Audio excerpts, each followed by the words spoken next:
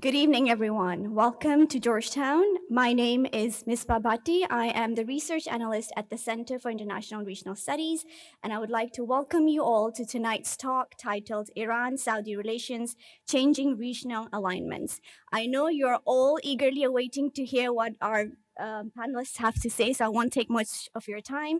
Very quickly, I would like to go over some housekeeping points, so if you may, please put your phone on silent or turn it off, whatever you prefer. We are recording tonight's talk, so if you want to check the video out, you can go to CIRS website or our YouTube channel in a few weeks' time, and the video should be available for you. If you haven't already signed up for our mailing list, please do so. I will highly encourage anyone in this room who hasn't signed up on our mailing list. What it would do is give you an pinch of our upcoming events. In that line, our next dialogue talk or dialogue series talk will be on October 18th with Dr. Mariam Al-Sada. I would also like to remind you of our upcoming conference, which is happening this Thursday. It's a 3-day conference on 14, 15, and 16, and it's on invasion of Iraq, regional reflections. Very quickly, I would like to introduce our moderator for tonight, Professor Gerd Noneman. Professor Noneman is the Professor of International Relations and Gulf Studies here at Georgetown University in Qatar, where he also served as Dean from 2011 to 2016. Previously, he served as a Professor of International Relations and Middle East Politics, and also was Al-Qasimi Professor for Gulf Studies at the University of Exeter. He was also the Director of Institute of Arab and Islamic Studies and the Center for Gulf Studies at Exeter. Dr. Noneman is the editor of Journal of Arabian Studies, JAS, if you're familiar with it, and he himself has authored a number of books, book chapters, and articles. Professor Noneman, the floor is yours.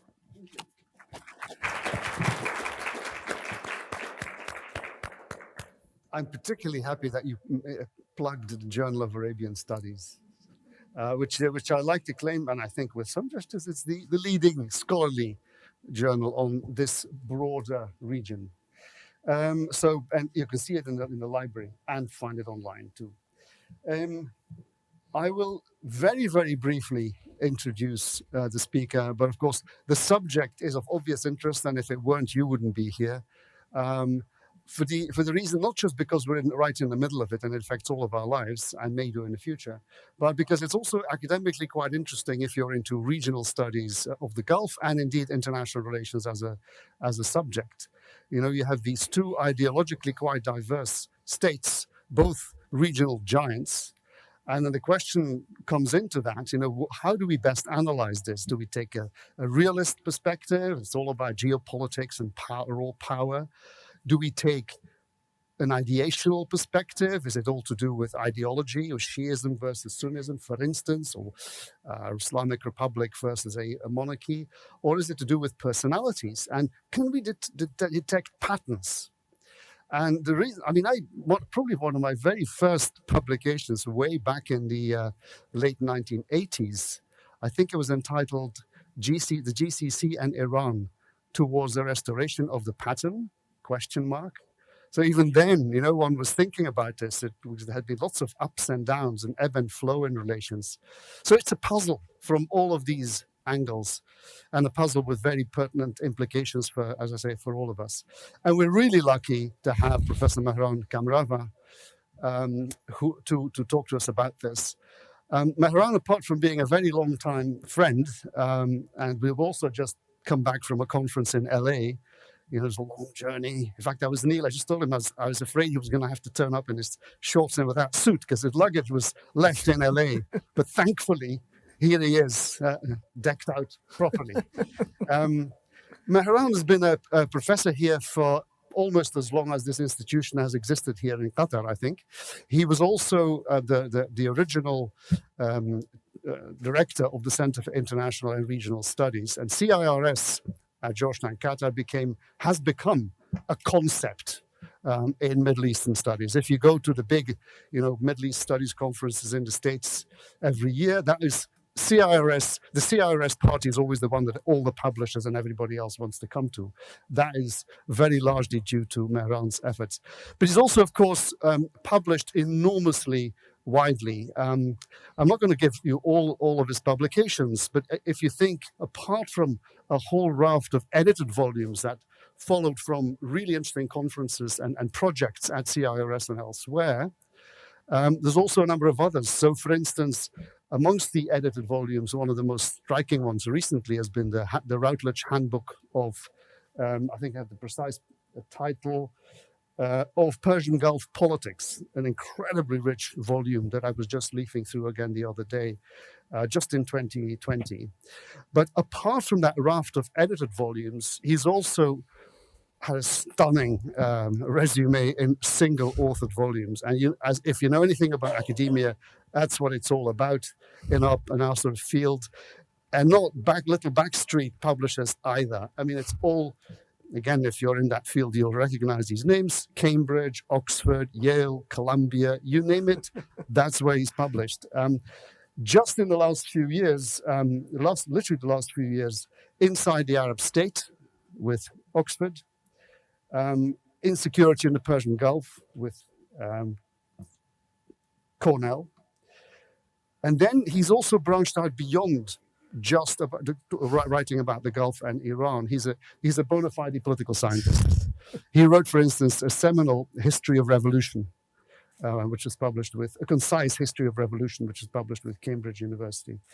But he's also, of course, done things specifically about Iran, such as Triumph and Despair in Search of Iran's Islamic Republic, which came out with Oxford just over a year ago. And then in the same year, a dynastic history of Iran, from the Qajars to the Pahlavis, also Cambridge University. This year, he's published one that I'm going to show you, and I saw it when I was at APSA, the big American Political Science Conference. Cambridge University had the biggest spread there, and this book had pride of place. It had literally just come out a few days before that, and it's called Righteous Politics, Power and Resilience in Iran.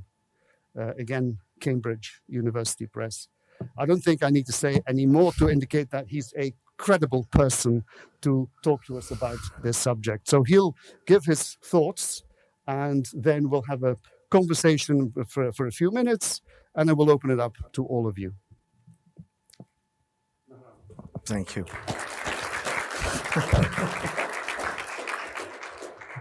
Thank you very much. Thank you, Gerd. I really appreciate it. That was a wonderful and generous introduction. I should say I'm humbled to speak on Saudi Arabia in front of the person who coined the concept of omnibalancing in relation to Saudi Arabia. And Gerd's contributions have been seminal in the understanding of Saudi Arabia and the GCC and Gulf international relations. So, thank you. It's a delight and an honor to be here. My thanks to CIRS for inviting me.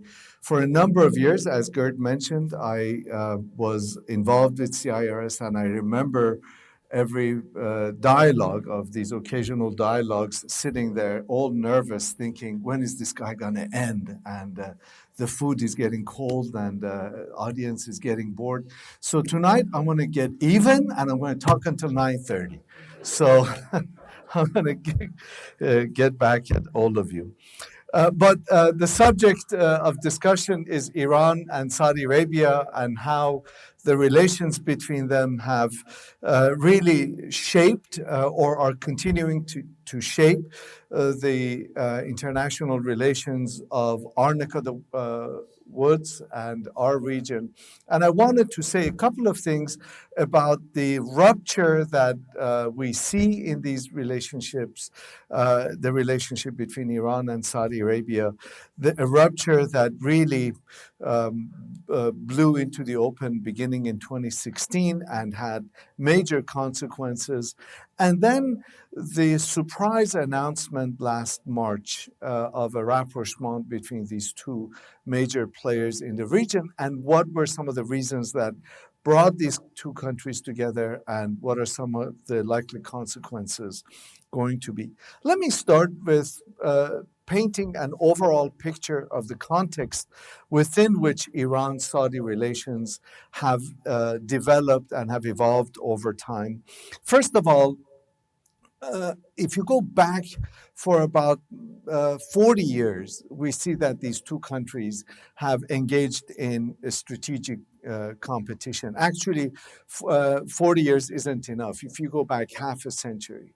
And this is a strategic competition that occurred mostly within the context of OPEC and oil production. And these are two major oil producers within OPEC. So even before the revolution of 1978-79 in Iran, Saudi Arabia and Iran were in many ways competitors. It's just that during that time, Iran didn't have political instability under the auspices of the monarchical political system, and so the relationship, the competition was manageable. It didn't really necessarily manifest itself. And then the competition assumed an ideological dimension after 1978, after 1979, where Iran became a theocratic political system. And so basically, from 1979 on, up until today, you have two regional superpowers that at the global level are middle powers. And these two regional superpowers want to dictate the rhythm of the region, want to be the dominant power in their own neighborhoods, want to have at a global level the powers and the prestige that comes with being middle powers. And so you have, as a result, these kind of clashing of interests, strategic clashing of interests.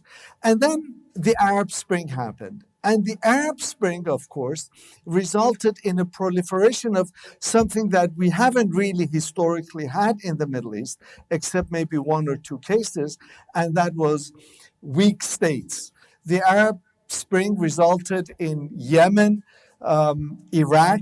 Well, Iraq had become a weak state before that, but Syria and Libya becoming weak states, and the absence of central authority in these three new cases opened up space for new spaces of strategic competition between Iran and Saudi Arabia. And as you can imagine, every state resorts to a number of tools in their foreign policy toolbox to further their own interest. And for each of these two particular states, ideology and identity were compelling and powerful cases, powerful tools which they used to further their own interests, not just globally and regionally, but in particular in relation to these new weak states, especially in relation to Syria and Yemen. And of course, in 2003, thanks to American invasion, Iraq had become a broken, weak state. And so we have Iraq also.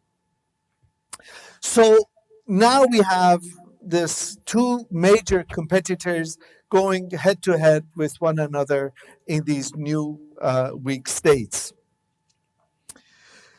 But nevertheless, from 2011 on, they managed to maintain an uneasy relationship with each other. Now, a number of things happen. If you think of Iran, imagine Iran even before the women life freedom movement of 2022 rather. Imagine Iran as a theocratic state that is revolutionary. And leading a revolution is like riding a bicycle. You have to pedal hard to avoid a nasty fall. You have to keep searching for enemies, real or imagined. You have to keep mass mobilization up in order to keep the revolutionary excitement of the masses going. And of course, in 2016, Iranians found another embassy to attack. They attacked the Saudi embassy in Tehran. And there had been a whole series of developments, domestic developments that had led up to this. So in Tehran, the Saudi embassy was attacked, and in the city of Mashhad, the Saudi consulate was attacked at the same time. And these were basically mobs that attacked the Saudi embassy and the Saudi consulate, and security forces kind of stood aside and made some efforts. But we got to remember that in Iran, nothing happens spontaneously. Nothing happens organically. Everything is choreographed by the state. And even these mob activities are choreographed by the state. Somebody is sitting there and deciding where to attack and where not to attack. But Saudi Arabia had just gone through a leadership transition.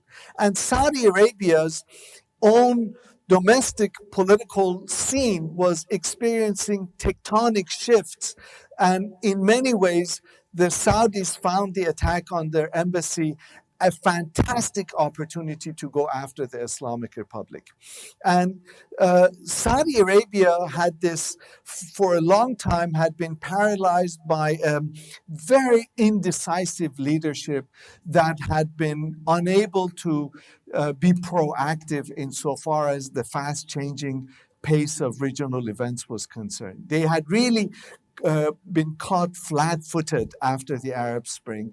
And the vacuum that had been left as a result, if you remember, had been filled by that little eager beaver named Qatar in the immediate aftermath of the Arab Spring, where the Qataris really stepped up and became active first in Libya and then in Syria. And then, of course, it turned out that the Qataris bit on more than they could chew in the aftermath of the Arab Spring.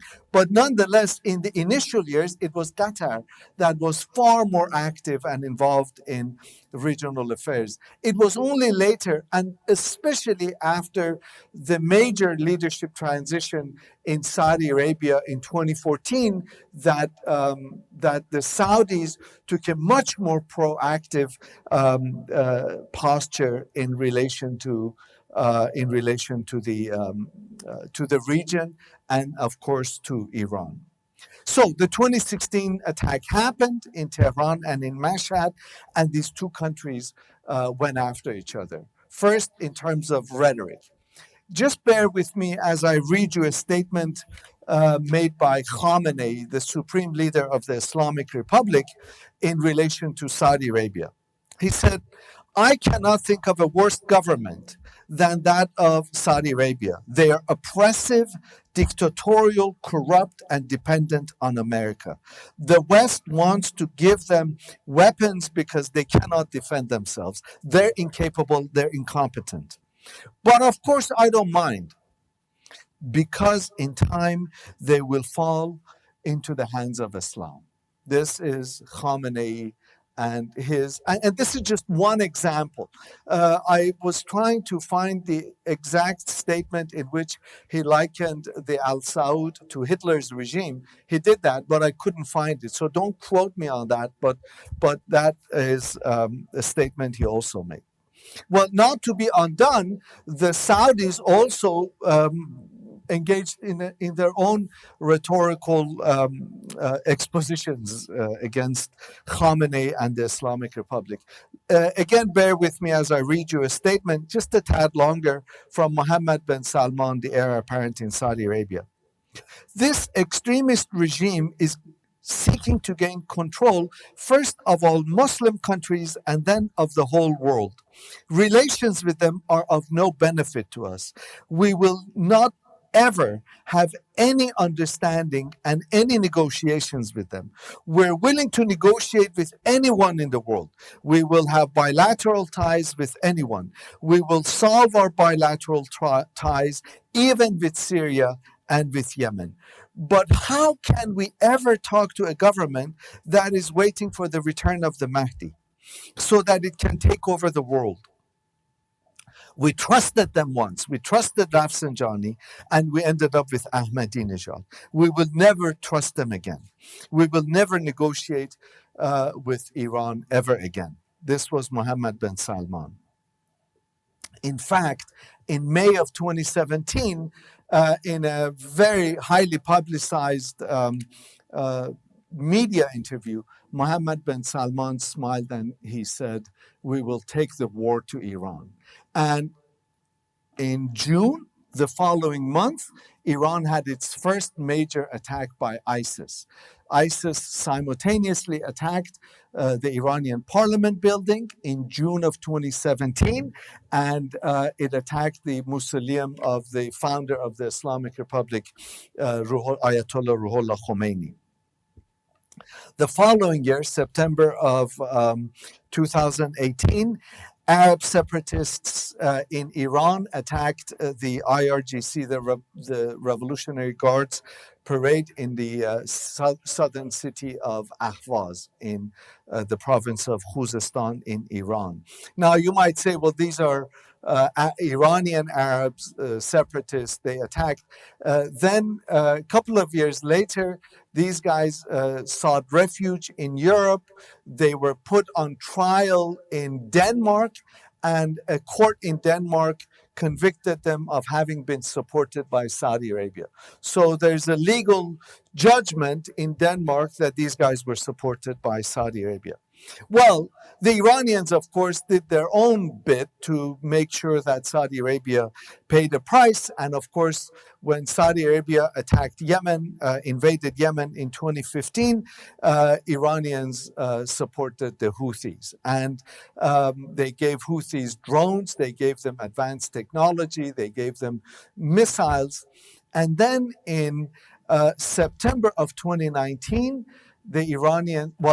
in September of 2019, Aramco was attacked in the Aramco facilities in Abqaiq were attacked.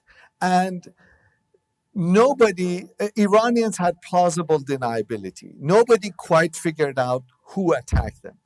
But the direction from which the missiles were fired, the precision of the missiles, the kind of the attacks that occurred must have been from Iran. And maybe intelligence agencies know something that the media doesn't know, but it was an open secret that Iran attacked Saudi Aramco. And in the immediate months following the attack, Saudi oil exports declined by 50%. And so it was a major blow to Saudi Arabia, and Iranians kind of demonstrated what they needed to do. So it wasn't just rhetorical attack against one another. It was actually attacks by ISIS deep inside Tehran, and an Iranian missile attack on Aramco oil facilities. Then suddenly, we hear in March of 2023, a rapprochement. Suddenly we see someone from the Supreme National Security of Iran, the director of the Supreme National Security of Iran, shaking hands with his Saudi counterpart in Beijing, courtesy of China and Chinese good offices. And this is a shocking development, a rapprochement that is shocking between these two guys. How did this come about? Why did this come about? Iran needs friends. Iran is isolated. It needs friends. Beginning in 2018, it proposed the Hormuz Peace Endeavor, HOPE, HOPE, Hormuz Peace Endeavor, in which they said, here's a regional security arrangement, let's all become part of it. And of course, the Saudis, if you remember, said, we want to have nothing to do with it. But certainly, that's part of it. But the 2021 presidential election in Iran created consistency within the Iranian political system among the different factions. It brought to power, it engineered in many ways, the election of a conservative presidency. And for the first time since the 1980s, Iran has a president, a parliament, and of course the supreme leader, and a political system which is uniform in its ideological outlook. They're all conservative, and none of them are undermining one another. And the signal that this sends to the Saudis, to the rest of the GCC, is that Iran is speaking with one voice. It's no longer the reformists that have the foreign ministry. It's not just foreign minister Zarif and his genteel, urbane manner that is being undermined from behind the scenes by Khamenei. And of course, this election is quite important. And then the president and the new foreign minister, they came on and they said, we have a deliberate policy of good neighborly relations, a deliberate policy which is designed to reduce tensions with neighboring countries, particularly with our Arab neighbors. And then they started the so-called Baghdad track of negotiations with Saudi Arabia. So the Iranians had their own reason. How about the Saudis? What were the Saudi consequences? Well, the Saudis realized that despite the bluster coming out of Washington, D.C., and despite the maximum pressure campaign of the Trump White House against Iran, when push came to shove, the Americans didn't come to their rescue. When Iran attacked Saudi Aramco in such a brazen fashion, the Americans did nothing but to sit back and watch and condemn diplomatically. And they realized that if you remember, when the United States killed Qasem Soleimani, the Iranians attacked American bases. The Americans did not retaliate. The Iranians fully anticipated, they later revealed, that the Americans would attack, and the Iranians had 5 military bases that they had pinpointed that they were going to attack. You'd be pleased to know that Al Udeid was not one of the bases that the Iranians were going to attack, but instead of Al Udeid, they were going to attack a base in Jordan, just to make a point to that we can strike that far and we can strike in the neighborhood of Israel. But that didn't come to pass. And the significance of that was not lost on the Saudis, that the Americans, that the Trump White House was full of talk and no action when push came to shove. At the same time, Saudi Arabia's new leadership has a new buzzword in its foreign policy outlook.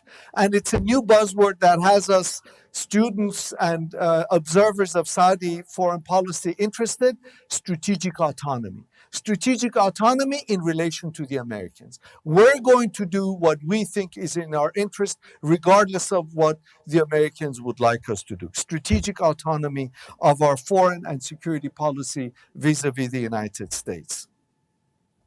There was also this realization that Iran isn't going away, and that these ayatollahs, you don't want to mess with them because they can really cause you harm, so you might as well talk to them. And particularly now that everybody is on the same page.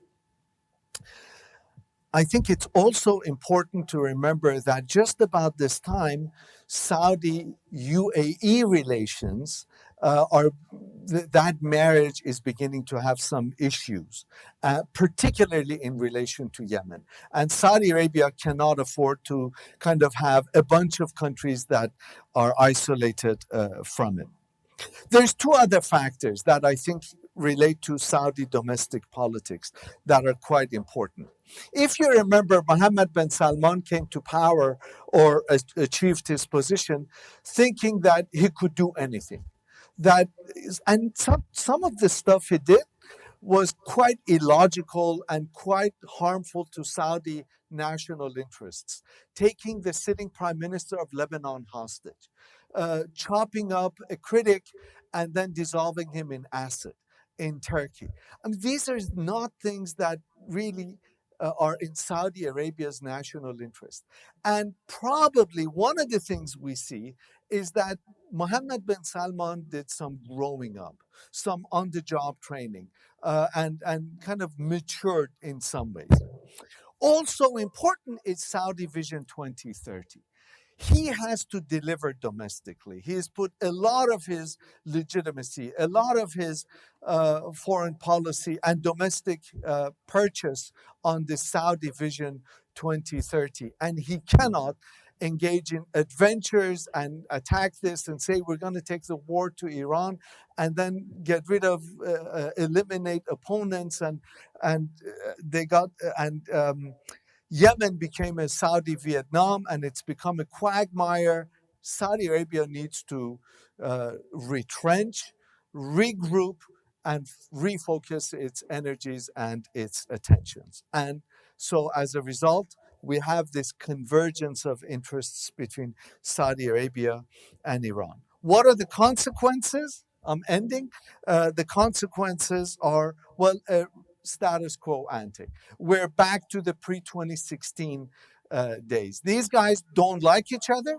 They don't trust each other, but they have to have diplomatic relationships with one another. When Sudan was plunged into civil war, Saudi Arabia evacuated Iranian citizens from Sudan, and they were quite generous and gracious, and they said, order has come from the highest level of Saudi leadership, aka Mohammed bin Salman, that we need to do this for our Iranian brethren, as if the recent past has been completely forgotten. And of course, the Iranians are coming out with their own very flowery statements about we're going to show the Americans by Muslim unity, and we're going to have peace in the region.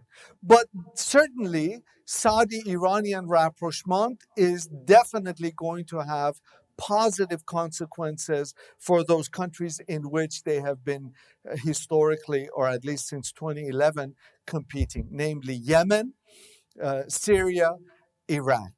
And Lebanon. Lebanon's problems are much more complicated, but probably they're going to come to some sort of understanding in Lebanon as well. I was talking to an Iranian professor, and we were talking about this topic.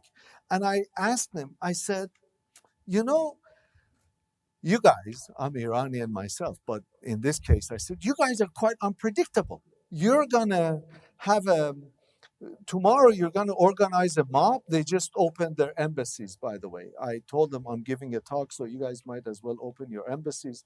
So my talk is even more topical. So just a couple of days ago, they exchanged ambassadors.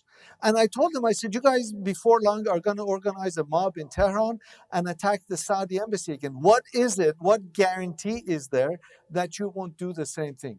And he said, well, no, Iran needs to come out of isolation. And that was a mob that we didn't have any control over. And yeah. And then on the Iranian side, there's a lot of unpredictability. Is this going to last? I can't guarantee anything on the Iranian side. Is it going to last on the Saudi side? Well, you know what?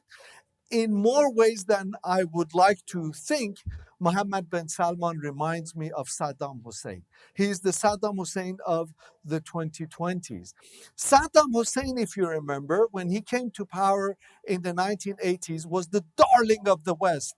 The Brits, the French, the Americans gave him all sorts of weapons. They gave him satellite information so he can contain those fanatical Iranians. And then, of course, we saw what Saddam turned out doing. Mohammed bin Salman was the darling of the West when he came to power, and we saw what he's been capable of doing. And now maybe our boy has grown up and he's doing he's gotten his act together. But he will remain unpredictable so long as the political system is personalist. So on the one hand, the Iranian revolutionaries need to keep the revolution going and are likely to organize a mob, or I wouldn't put it past them to organize a mob to attack Saudi embassy. On the other hand, there is unpredictability built into the Saudi political system as well. Are we going to have a lasting peace? Let's get together in a couple of years and see at that point. Thank you very much. Thank you. Thank you. Thank you. Thanks for that. I'm sure there's a lot of food for thought. There's a few questions that just popped up in my mind while listening. So maybe if I put these to you first, and then we'll open it up. Is there an echo? Yeah, it's all right. Good. I suppose starting from the last thing you said, you point to the unpredictability in Saudi Arabia because of the personalist nature of rule, and to the need for the revolution in Tehran to keep whipping up the masses and so on, that might cause, blow-ups.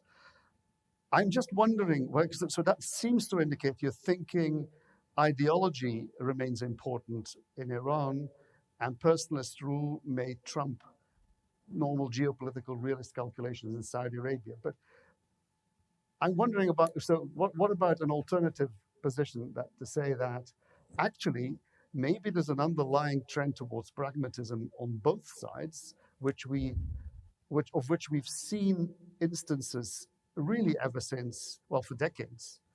And so, and that might, so you might take that position and say, well, there are underlying needs that, by and large, once the initial revolutionary fervor had kind of ebbed a bit, it became about survival, it became about economic interest, as well as about defending the interest of particular factions or individuals.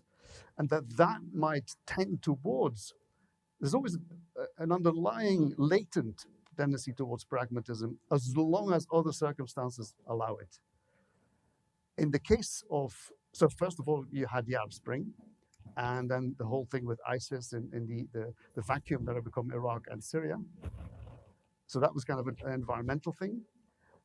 In Iran, you might say you had the different factions, and they each were kind of domestically struggling, and maybe that's what stimulated this mob stuff and so on.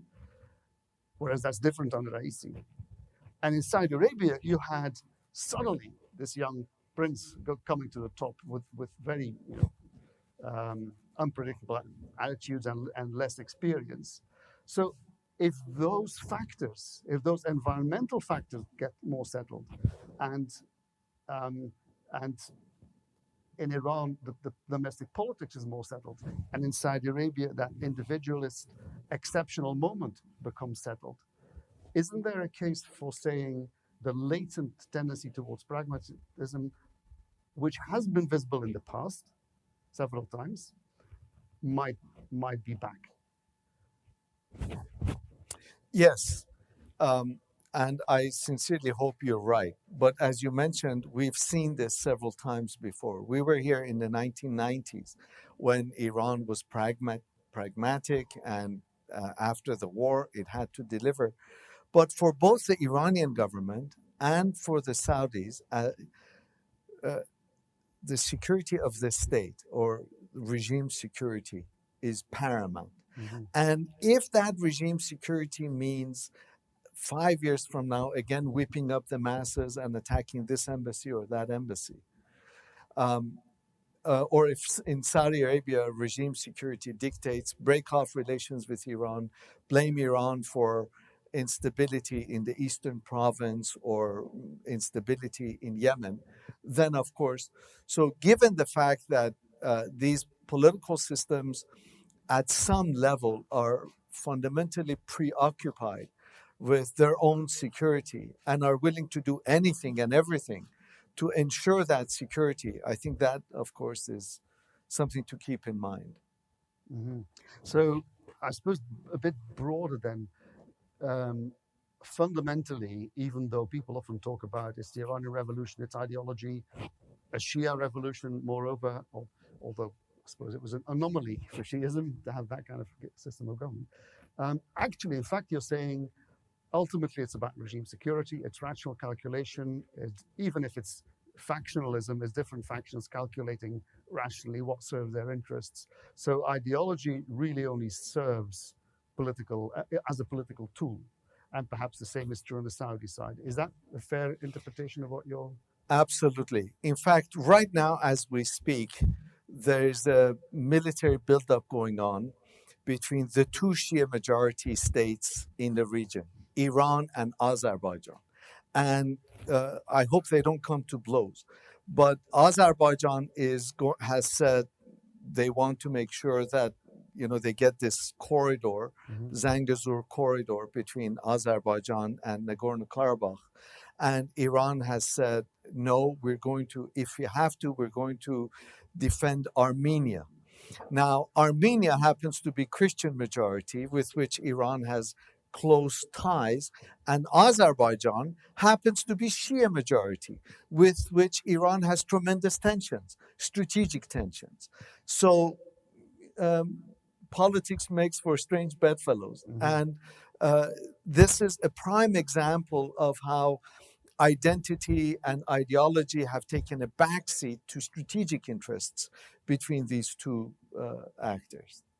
So yeah, so I suppose that I've always thought, thinking about the relationship between Iran and Syria, the Assad regime, which is the opposite of a Shia regime, really. Right, exactly. And that sort of could only be explained by pragmatic, realist calculation. Exactly. I suppose then the question really is, which is why I was hinting at before, is the kind of pragmatic, realist type calculation for strategic interest more likely to create stability than crazy outbursts? But that's another.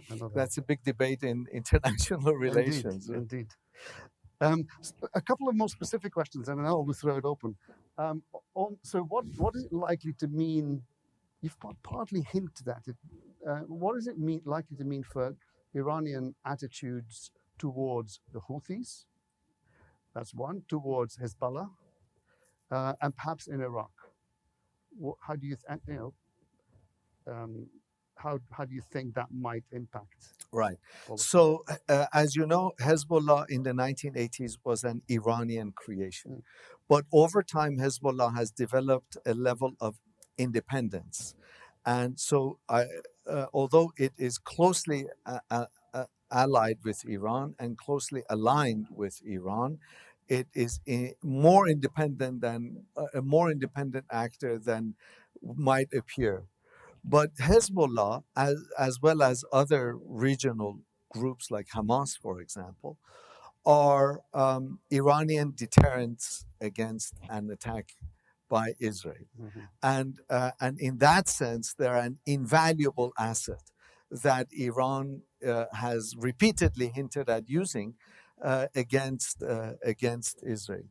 The difference between Hezbollah or the key point in Hezbollah is that it is also closely ideologically aligned with the Islamic Republic, whereas Islamic Jihad or Hamas are not ideologically aligned in terms of Shia doctrine, but they have strategic common interests. Hezbollah is in addition to strategic common interests, has also a common ideological interest. When it comes to the Houthis, same thing. Again, the Houthis are a branch of Shia, but really Iran's relations with the Houthis are far more strategic than ideological. Now, I need to kind of throw a bit of complexity into this, because Iran's relationship with the Houthis in terms of supply of weapons, every once in a while, some boat gets captured that is full of Iranian weapons, but that link has never been quite well established. And the question is Iranian support for the Houthis, has it been more rhetorical and ideological, inspirational than material and pragmatic and real? And I think it's both.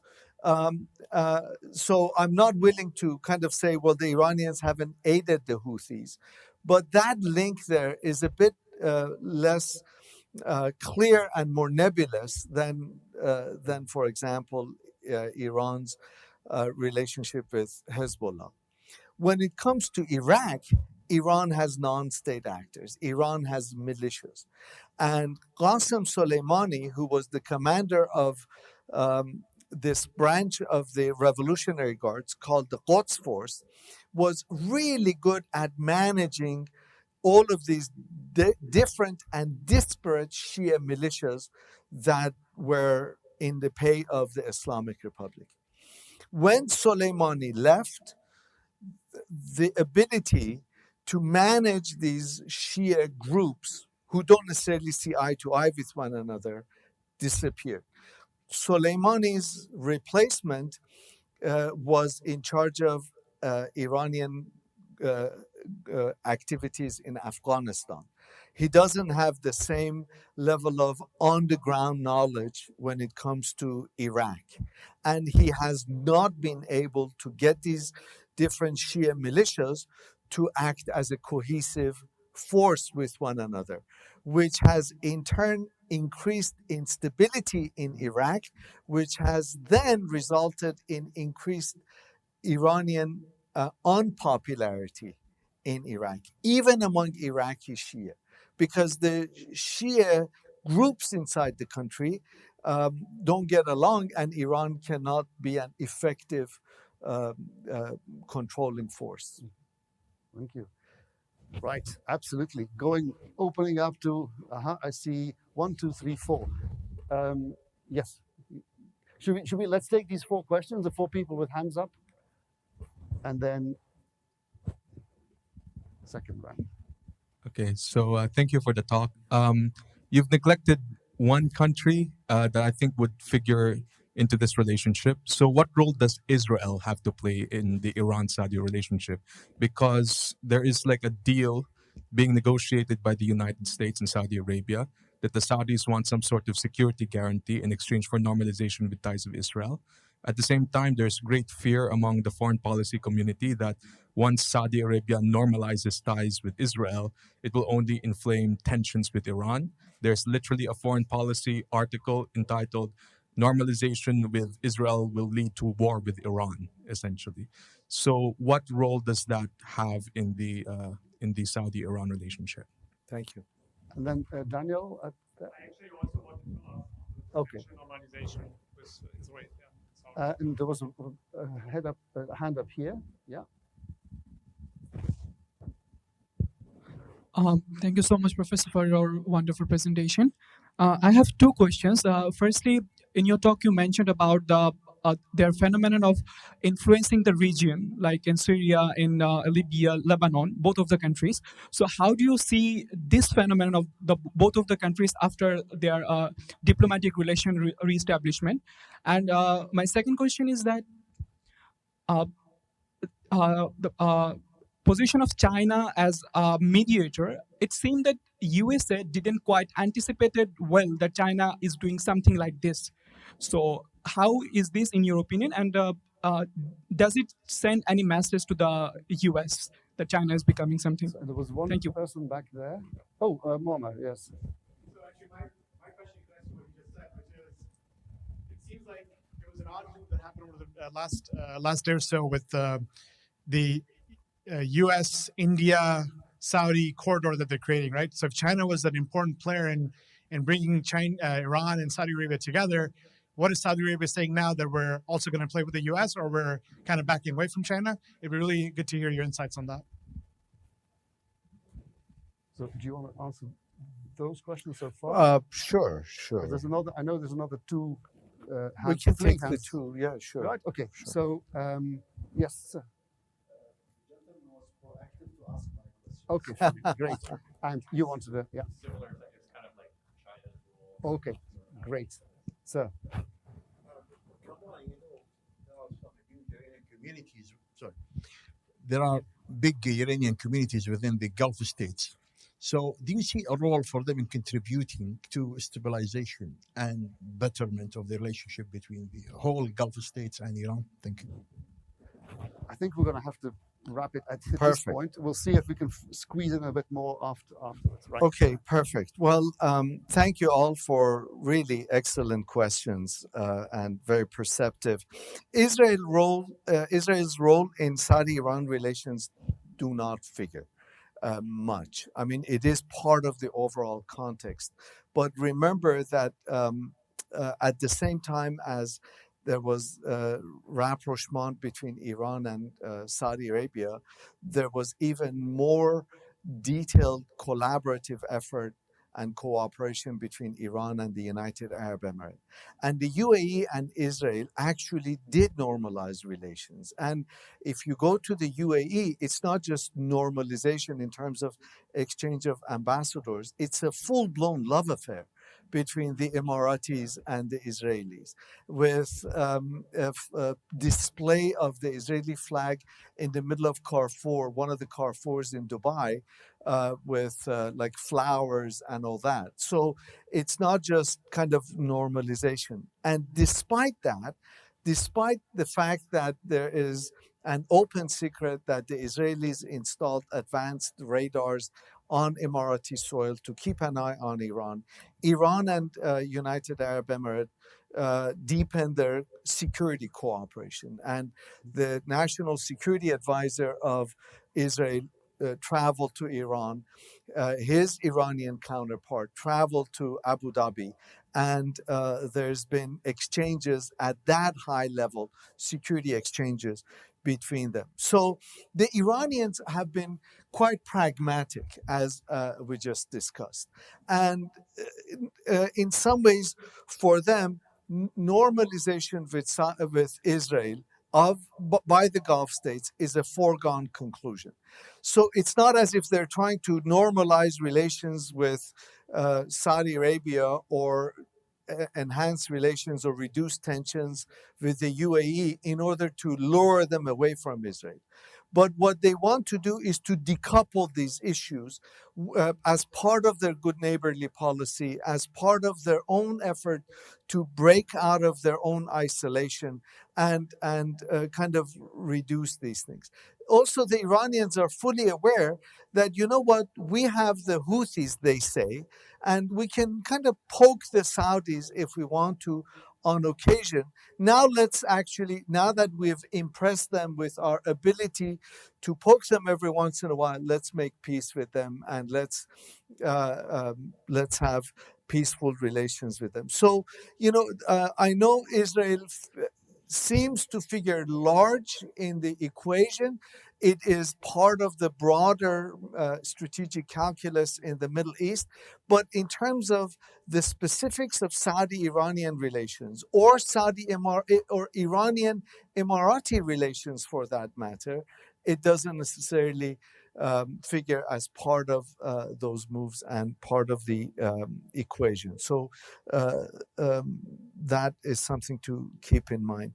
In terms of Syria and Iraq, I think you were asking about Syria's re-entry into the Arab fold and kind of the fact that Syria has been embraced. Civil wars, as tragic as they might be, have a natural cycle, have a natural life cycle. And usually they intensify. You can imagine you have neighborhood against neighborhood, city against city, and neighbors against neighbors, and then they die down because people need to get back to the normal rhythm, regular rhythm of life.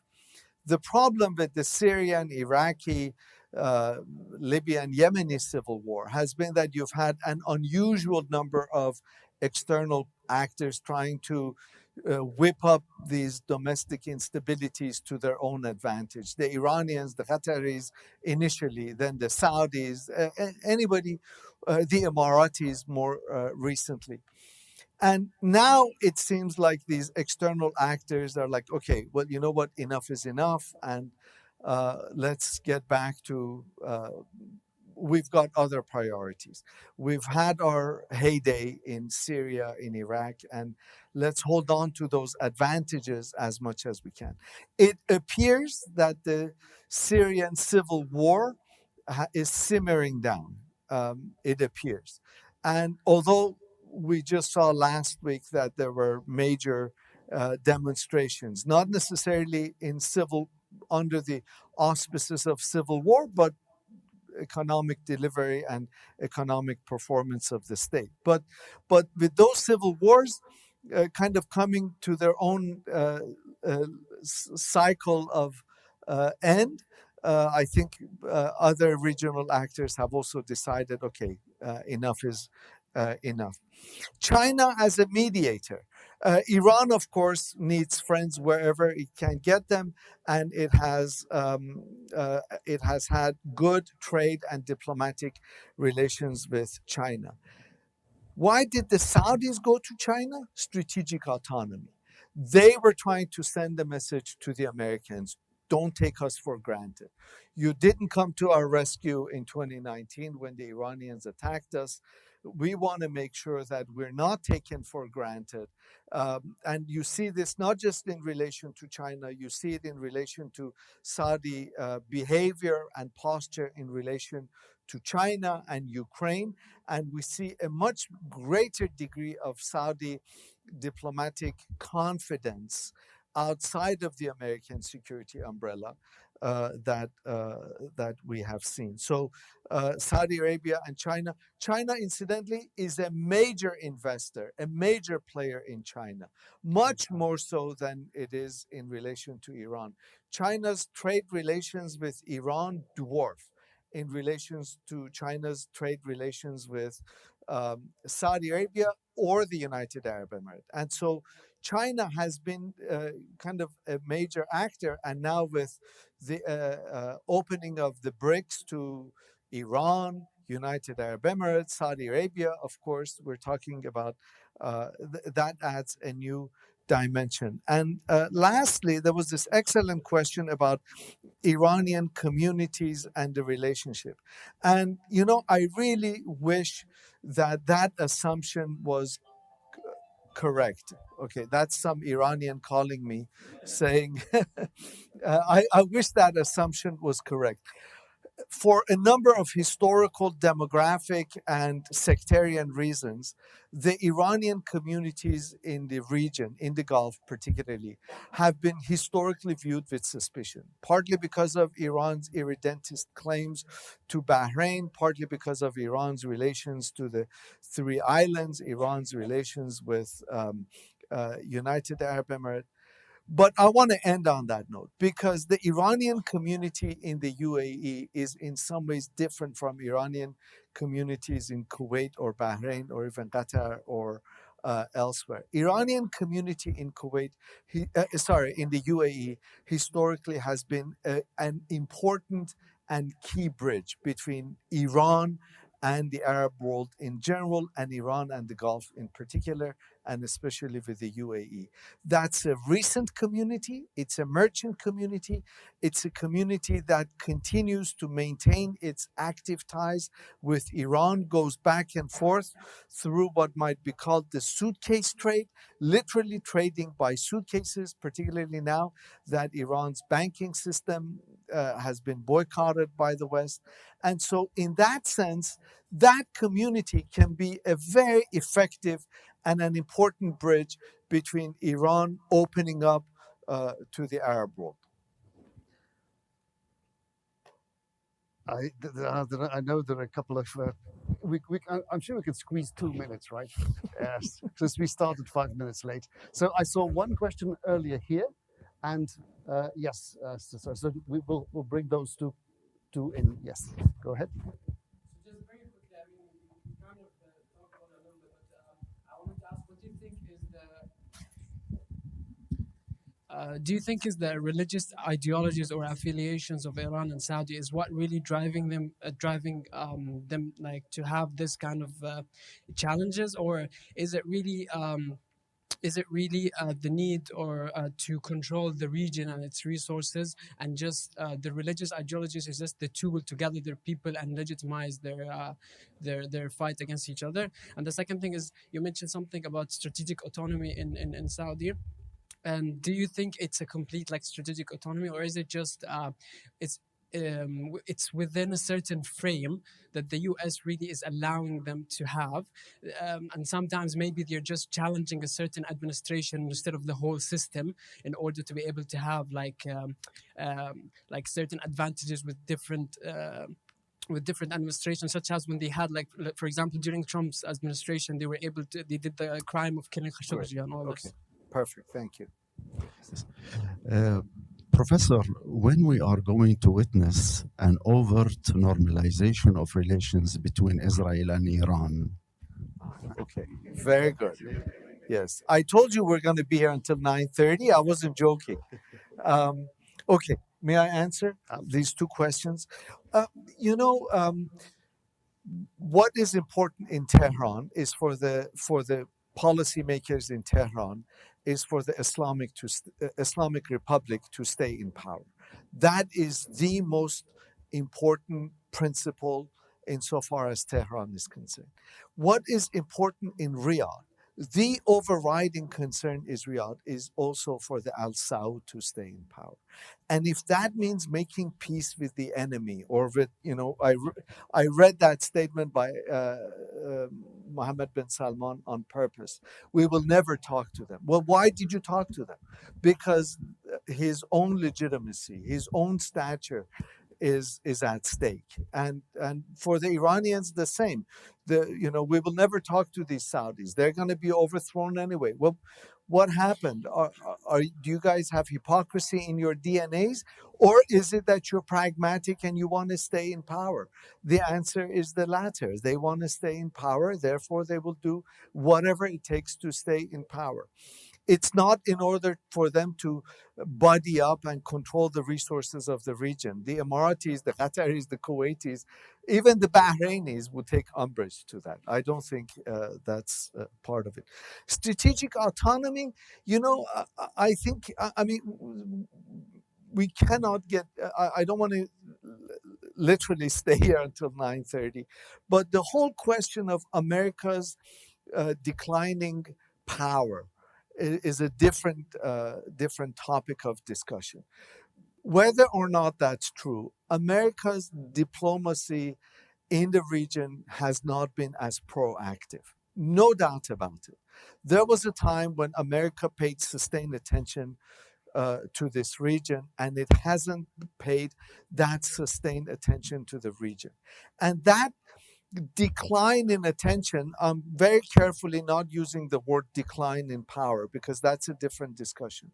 That decline in attention has opened up space for regional actors to pursue their own foreign policies in ways that may or may not necessarily be in line with America's interest.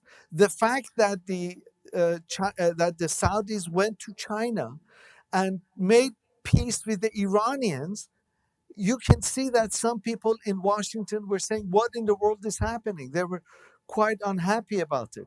But the Saudis were thinking, well, you know what? Obama made peace with the Iranians and he abandoned us despite his own declarations to the contrary. What is it that some other person in his second term, Biden, won't do the same thing? Just the way that Obama did in his second term, signed the nuclear agreement with the Iranians in 2015. So the Saudis took the initiative, talked to their neighbors. You can choose your friends, you cannot choose your family or your neighbors. And so you might as well talk to your neighbors because you're stuck with them. Whether blessed or cursed, geography has the two of you next door to each other, and you have to talk to each other. Lastly, Israel. In the 1980s, there was a very interesting statement by the Iranian president that said, former President Rafsanjani, who said, we have no animosity with the people of Israel. And this was a major statement because, to say we have no animosity, but the Iranian president to say that is a major statement. That current of thought exists even within the Islamic Republic. And I think everybody knows that Israel is not going away. It's not going away. Even Ahmadinejad knows it. Now, in its current form, Israel cannot indefinitely stay the apartheid state it is. Are we looking, the two-state solution is dead? We're definitely looking at the one-state solution. What form will that take?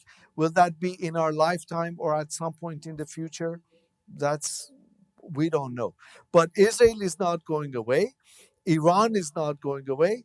And they cannot indefinitely keep this untenable state of tensions. I'm willing to bet that at some point, Iran will recognize that entity that's there. But that entity that's there, will it be this entity which is an apartheid state? I don't know. I think that apartheid state is also untenable and is likely to have some tectonic shifts.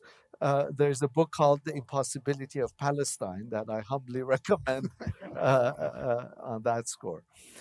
You're absolutely right. In fact, at the same period, the Iran what might even have been Rafsanjani said, we will accept what the Palestinians accept. Exactly. So, exactly. all right. On that note, thank you very much. Thank you. Thank you so much. Thank you.